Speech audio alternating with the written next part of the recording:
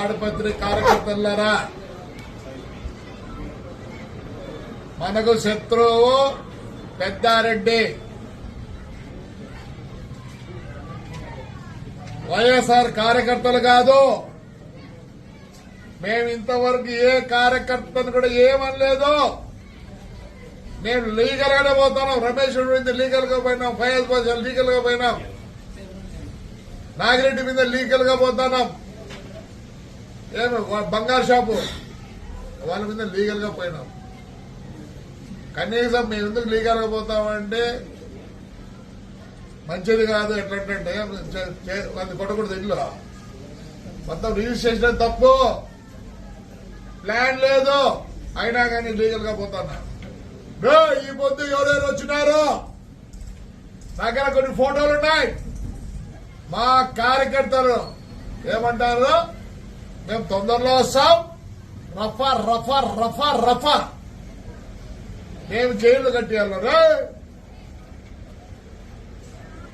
పొద్దు నుంచి రఫా రఫా రఫా అని వాడి కోసం వచ్చిన మాకు వేరే వాళ్ళకి అవసరం లేదు. చూడండి మా కార్యకర్తలు ఎలా ఉన్నారో చూపిస్తాం. నేను ఇన్ని రోజులు వద్దప్ప, బాగుందాం, అవసరం లేదు ఫ్రాక్షన్. నేనంటే ఈడు హీరోగాడు వస్తాడు,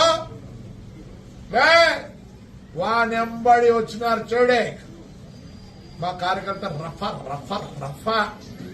ఏం చేస్తారా, మేమే సరెండర్ అవుతామంటున్నారు, మేమే సరెండర్ అవుతామంటున్నారు. మా ఇండ్ల కాడికి వచ్చి మా వన్ రూమ్ల వరకు పోయి పెద్ద మనుషులు ఎవరికైనా చెప్తారా? ఇవే స్టేట్మెంట్లు ఇచ్చేది. 4 సంవత్సరాలుంటే కొత్త జైలు కట్టుకున్నా. నాకు పడకల్లారా, ఏమేం మాట్లాడతారా?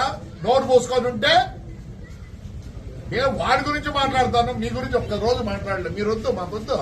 ఏం కార్యకర్తలు ఉండాలి, అదికి ఇదికి ఉండాలి. పొద్దున్నే చూడండి మా వాళ్ళు, నేను ఎంత గట్టిగా పట్టుకొని కూర్చున్నా. నేను కూడా ఊరు పోతానన్నా, నేను టూర్ పోతానా, నాకేం సంబంధం లేదు. రఫా రఫా రఫా రఫా మీరు 4 సార్లు అన్నారు. పొద్దున్నే చూడండి, పొద్దున్న చూడండి. అందుకే నన్ను ఊరికి పంపిస్తాను. పోతున్నా, వాడి దగ్గర వచ్చి వాడికి సాయం చేసినందుకంతా మేము రఫా రఫానే.